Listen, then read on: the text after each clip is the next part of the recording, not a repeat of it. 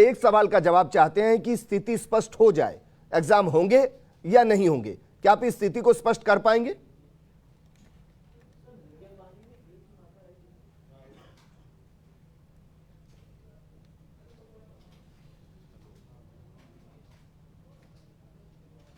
Hello जी बबर सिंह जी, आप मुझे अगर सुन पा रहे हैं तो सबसे पहले तो शुक्रिया सर चैनल पर आने के लिए, क्योंकि जनता आज आपको सुनना चाहती है, खासकर 20 लाख छात्र आपको सुनना चाहते हैं। सवाल बहुत सीधा है, बच्चों के जहन में कंफ्यूजन, एग्जाम होंगे या नहीं होंगे। आप इस स्थिति को स्पष्ट कर सकते हैं बतौर उच्च शिक्षा मंत्री?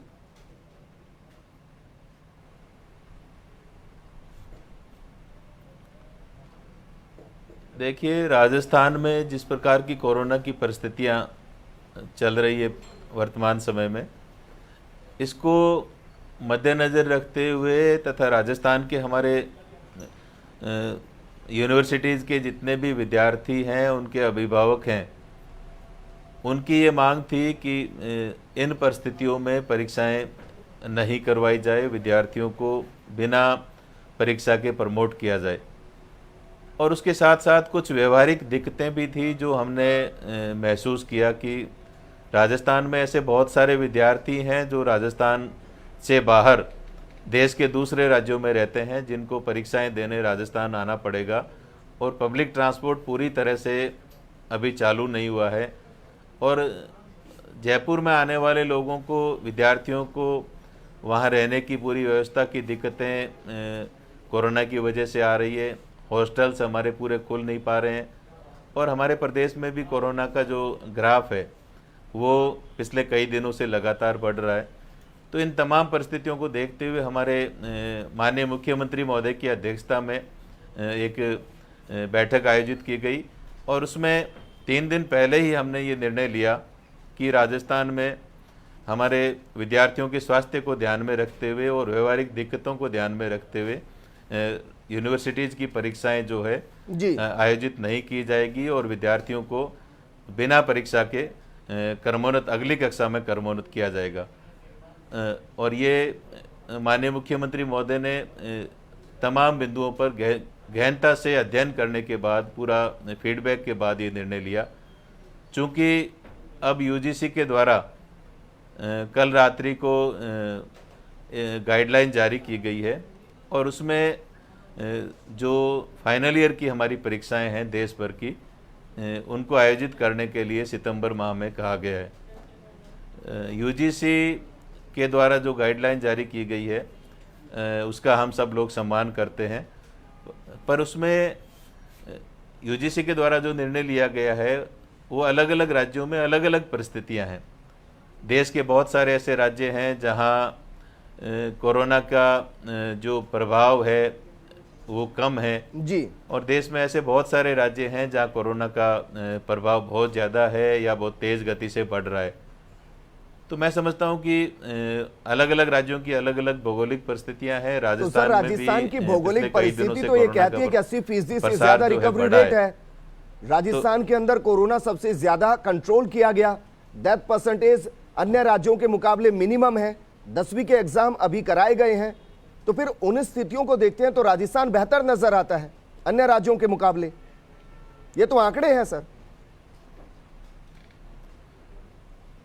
देखिए निश्चित रूप से राजस्थान की सरकार ने, राजस्थान के मुख्यमंत्री जी ने एक रोल मॉडल के रूप में राजस्थान को स्थापित करने का प्रयास किया है। यहाँ कोरोना के खिलाफ बहुत अच्छी लड़ाई लड़ी गई है, जिसको अप्रिशिएट केंद्र के हमारे प्रधानमंत्री जी ने खुद सीएम की मीटिंग में वीसी में कहा है। लेकिन चूंकि राजस्थान में प्रवासी राजस्थानी बहुत ज़्यादा है और उनका मूवमेंट भी पिछले दिनों ज़्यादा हुआ है, तो ऐसी स्थितियों में जो कोरोना का प्रसार है वो धीरे धीरे बढ़ा भी है जी। और विद्यार्थी और अभिभावकों का भी ये लगातार एक मांग है कि इन परिस्थितियों में परीक्षाएं आयोजित नहीं की जाए।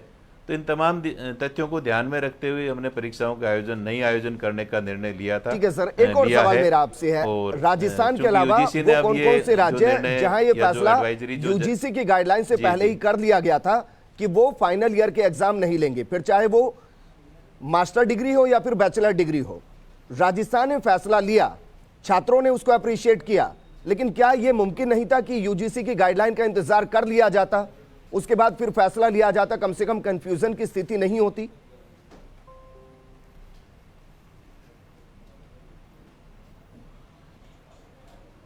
देखिए, राजस्थान से पहले मैं समझता हूँ कि देश के कई राज्य हैं, जैसे मध्य प्रदेश है, उसके अलावा हरियाणा है, पंजाब है, उड़ीसा है। तो देश के कई राज्यों ने इन परीक्षाओं को स्थगित करने का निर्णय लिया है। कई जगह फर्स्ट ईयर सेकेंड ईयर को प्रमोट करने का निर्णय लिया है, और कई जगह पूरी परीक्षाएं नहीं करवा करके और प्रमोट करने का निर्णय लिया है। तो हमने राजस्थान की परिस्थितियों को और यहाँ के अभिभावकों की, हमारी जो व्यवहारिक जो दिक्कतें थी, क्योंकि बाहर से आने वाले हजारों विद्यार्थी हैं जिनको देश के दूसरे राज्यों से आना है, और उनको पब्लिक ट्रांसपोर्ट की, रेलवे की पूरी सुविधा नहीं मिल पा रही है। जयपुर में यदि आएंगे तो जयपुर में मकान मालिक किराए का मकान या रूम बच्चों को देने के लिए तैयार नहीं है, दूसरे राज्यों से आने वालों को। तो इन तमाम दिक्कतों को ध्यान में रखते हुए, बच्चों का जो फीडबैक था उसको ध्यान में रखते हुए, और बच्चों के हित में, उनके स्वास्थ्य को ध्यान में रखते हुए राजस्थान की सरकार ने ये निर्णय लिया है।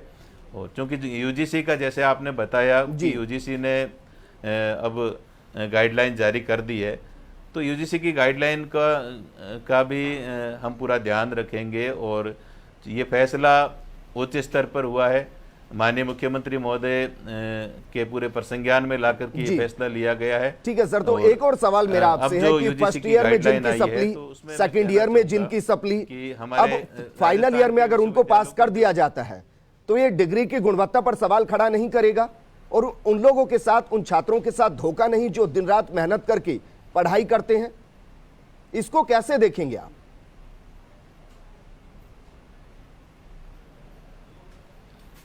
देखिए, जो विद्यार्थी परीक्षा देना चाहते हैं, प्रमोट होने के बाद भी हमने ये कार्य योजना अभी हम बना रहे हैं कि जो विद्यार्थी परीक्षाएं देना चाहते हैं, जो प्रमोट से संतुष्ट नहीं है, तो ऐसे विद्यार्थियों के लिए हम ये प्रावधान करने जा रहे हैं कि वो परिस्थितियां सामान्य होने पर परीक्षा दे सकता है। तो जो विद्यार्थी ज़्यादा पढ़ने वाले हैं, जो प्रमोट से संतुष्ट नहीं है, तो उसके लिए हमने बाकायदा एक कार्य योजना तय की है कि वो विद्यार्थी परिस्थितियां सामान्य होने पर हम उनसे विकल्प ले लेंगे और वो परीक्षा देना चाहेंगे। ठीक है सर, तो बस ये बता दीजिए कि अगर जो फैसला 5 जुलाई को मुख्यमंत्री ने किया कि सभी को प्रमोट किया जाता है, तो उसका कोई फॉर्मूला तैयार किया गया है कि बच्चों की ग्रेडिंग कैसे होगी, नंबरिंग कैसे होगी?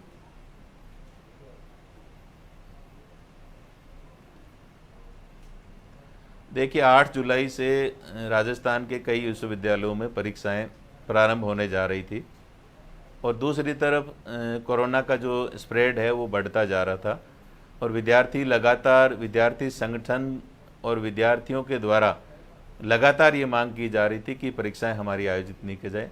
तो प्रथम दृष्टया हमने 5 जुलाई को ये फैसला किया कि परीक्षाएं आयोजित नहीं करके और उनको प्रमोट किया जाता है। और प्रमोट करने का जो फॉर्मूला है, वो फॉर्मूला हम एक सर्वमान्य फार्मूला बना रहे हैं। उसमें राजस्थान के जो बड़े यूनिवर्सिटीज़ हैं, उनके जो वाइस चांसलर्स हैं, उनके द्वारा पूरा फीडबैक लेकर, कार्य योजना लेकर के, और राजस्थान के जो विद्यार्थियों के हित में क्योंकि उनकी डिग्री को कोई, वैधता को कोई चुनौती नहीं मिले, उनकी डिग्री की गुणवत्ता में कोई फर्क नहीं आए, क्योंकि देश के कई राज्यों ने ये निर्णय लिया है। और मैं समझता हूँ आने वाले समय में जिस प्रकार से कोरोना का विस्तार हो रहा है, तो ये निर्णय अंतोतगत्वा बहुत सारे राज्यों को लेना पड़ेगा। ठीक है, मेरे सहयोगी लक्ष्मण राघव बीकानेर से जुड़े हैं सर, वो आपसे सवाल करना चाहते हैं, क्योंकि कंफ्यूजन बहुत। अभी आप कह रहे हैं कि चैलेंज किया जा सकता है, दूसरी तरफ आप कह रहे हैं कि वैधानिकता को चैलेंज ना किया जाए, फॉर्मूला बना नहीं लेकिन एग्जाम को पोस्टपोन करें, आप उसको कह रहे हैं कि प्रमोट करेंगे। लक्ष्मण, अपना सवाल कीजिए।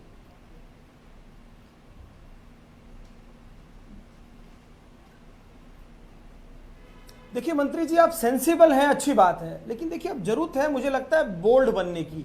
बोल्ड आप किसी भी पक्ष में बनिए, या तो आप कह दीजिए कि एग्जाम नहीं होगा या कह दीजिए एग्जाम होगा। ये सवाल मैं इसलिए कर रहा हूं क्योंकि यूजीसी की रिकमेंडेशन स्टेट गवर्नमेंट माने ये जरूरी नहीं है।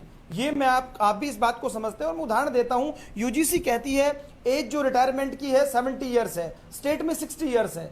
तो पहली चीज ये कि जब ये जरूरी नहीं है कि रिकमेंडेशन स्टेट गवर्नमेंट माने, तो क्यों हम घुमा घुमा कर छात्रों को कर रहे हैं। एग्जाम लेना है तो हमें स्टैंड क्लियर करना चाहिए कि एग्जाम होंगे, नहीं लेना है तो कहना चाहिए स्टेट गवर्नमेंट ने फैसला ले लिया है, हम इसी के साथ जाएंगे। हो सकता है कोई टेक्निकल बात हो तो आप मुझे क्लियर कीजिए। दूसरी बात साहब, आप उन लोगों को क्या जवाब देंगे जिनका आपने जूस पिलाकर अनशन तुड़वाया, उस एनएसयूआई को क्या जवाब देंगे जो आपका जगह जगह स्वागत कर रही थी। या तो ये होना ही नहीं चाहिए, क्योंकि अगर एबीवीपी का स्टैंड ये था कि विद एग्जाम, तो इसकी जरूरत नहीं थी कि क्यों एजुकेशन में पॉलिटिक्स लाई जाए। और यदि ये पॉलिटिक्स आ गई है तो वो स्टूडेंट जो मेहनत कर रहा है उसको क्लियर होना चाहिए। आपकी ये बात ठीक है, क्योंकि मैं विजेंद्र की इस बात से थोड़ा सा इत्तेफाक नहीं रखता कि क्या होगा उस स्टूडेंट का जो मेहनती है, क्योंकि मुझे लगता है सीबीएसई जो पैटर्न है हमारे देश में सबसे ज्यादा स्टैंडर्ड माना जाता है उसको। और सीबीएसई ने जब ऐसा किया है तो ये कोई बहुत नई बात नहीं थी कि स्टेट गवर्नमेंट ने फैसला लिया है। मुझे लगता है स्वास्थ्य के मद्देनजर ही लिया होगा। लेकिन इस बात को गोल गोल घुमाने के बजाय स्टेट गवर्नमेंट अब 12 घंटे हो गए हैं, क्यों स्पष्ट नहीं करती एग्जाम होंगे या नहीं होंगे, या हमारा रुख ये रहेगा। छात्र स्पष्ट जानना चाहते हैं मंत्री जी।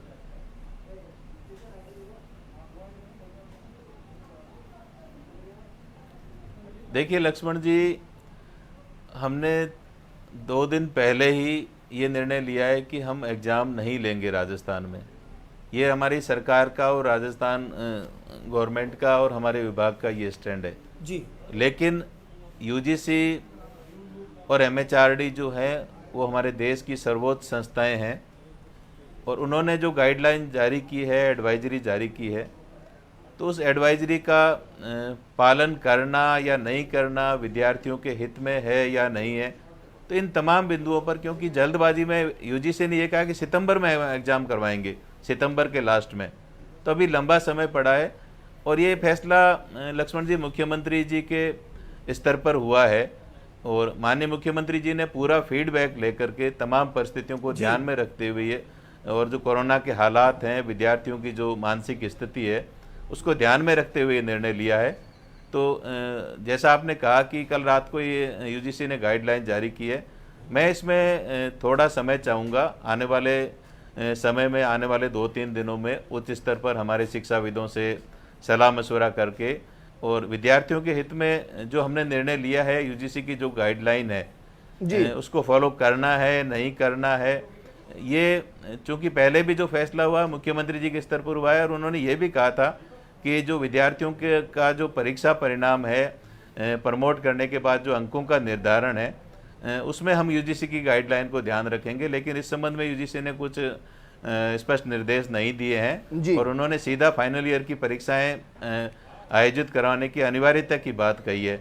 तो ऐसी स्थिति में विद्यार्थियों को किसी भी प्रकार का कोई नुकसान नहीं हो, जल्दबाजी में यदि कोई हम निर्णय लेते हैं तो विद्यार्थियों के, राजस्थान के विद्यार्थियों के हित में हो, ऐसा निर्णय हमने लिया है। फिर भी यूजीसी की जो गाइडलाइन है तो उसको हम एग्जामिन करवा करके और उसके आने वाले समय में मुख्यमंत्री जी के स्तर पर, ठीक है सर, आप हमारे साथ बने रहिए। हमारे साथ राजस्थान यूनिवर्सिटी की छात्र, कुछ एक डेडलाइन दी जा सकती है कि अगले 4 दिन या 5 दिन के अंदर ये स्थिति पूरे तरीके से स्पष्ट हो जाएगी। एग्जाम होंगे तो क्यों होंगे, कैसे होंगे, नहीं होंगे तो डिग्री देने का पैटर्न क्या होगा, नंबर देने का पैटर्न क्या होगा, कोई एक टाइमलाइन सेट की जा सकती है कि इतने दिन में स्थिति स्पष्ट हो जाएगी?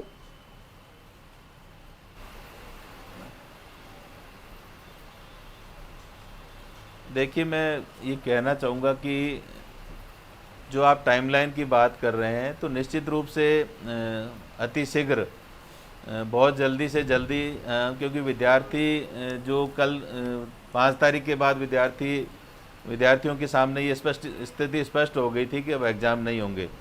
लेकिन यूजीसी की गाइडलाइन आने के बाद फिर से जो ये भ्रम की स्थिति पैदा हो गई है, असमंजस की स्थिति पैदा हो गई है, तो इसको अतिशीघ्र दूर किया जाएगा और उच्च स्तर पर पूरी चर्चा करने के बाद माननीय मुख्यमंत्री जी के स्तर पर चूँकि ये फैसला हुआ है तो माननीय मुख्यमंत्री महोदय से पूरा फीडबैक लेकर के उनको वर्तमान जो परिप्रेक्ष्य है उसकी पूरी जानकारी देने के बाद में हम जल्दी से जल्दी निर्णय करेंगे ताकि विद्यार्थियों के सामने किसी भी प्रकार का असमंजस नहीं हो। और जो फॉर्मूला की आप बात कर रहे हैं तो जो इसमें 2 प्रकार के फॉर्मूले हो सकते हैं कि जो फाइनल फर्स्ट ईयर में जो विद्यार्थी जो पढ़ रहे हैं, सेकेंड ईयर थर्ड ईयर तीनों में है, तो जो फाइनल ईयर का विद्यार्थी है उसको सेकेंड ईयर और फर्स्ट ईयर के जो नंबर्स हैं उनके एवरेज पर दिया जाए, या एवरेज, एक तो एवरेज मार्क्स का फॉर्मूला हो सकता है, या बेस्ट क्या फॉर्मूला हो सकता है वो हमारे यूनिवर्सिटीज़ के जो वाइस चांसलर्स हैं उनकी हमने एक टीम बनाई है, एक कमेटी बनाई है, और वो पूरा गंभीरता से इस पर अध्ययन कर रहे हैं, क्योंकि बहुत सारे ऐसे विश्वविद्यालय हैं, सभी विश्वविद्यालयों की अलग अलग स्थिति है। सीकर के विश्वविद्यालय में हमारे बहुत सारी परीक्षाएं हो गई, 80% काम होना बाकी है, फैसला जल्दबाजी में ले लिया गया, ये कह सकते हैं क्या? राघव, आप कुछ पूछना चाह रहे हैं, अपना सवाल कीजिए मंत्री जी से। हाँ, प्राइवेट स्टूडेंट्स हैं, उनकी परीक्षाएं हो गई है जी।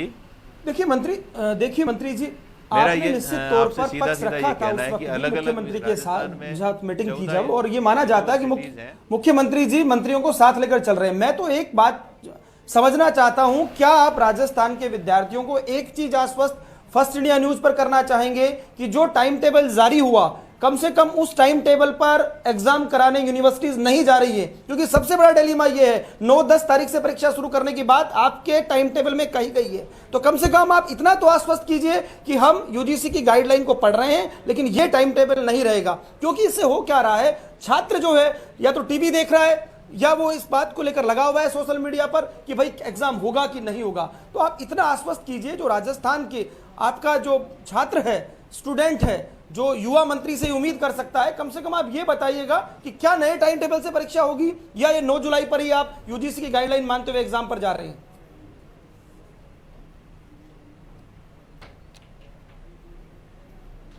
देखिए, जो 9 जुलाई से जो हमने टाइम टेबल शुरू किया था, उस जो कार्यक्रम घोषित किया था, उस कार्यक्रम को हम 3 दिन पहले सभी विश्वविद्यालयों को हम लिख चुके हैं सरकार के द्वारा कि ये परीक्षाएं आयोजित नहीं की जाएगी, और जो अभी जो टाइम टेबल दिया गया है, तो निश्चित रूप से इसको तो हम सरकार के द्वारा पहले ही तो आप ये निरस्त पुष्टि किया कर रहे हैं जा फर्स्ट चुका है, इंडिया कैंसिल पर किया 9 जा जुलाई चुका से है, परीक्षाएं और नहीं यूजीसी ने होंगी, जो ये टाइम तय है। टेबल दिया है वो टाइम टेबल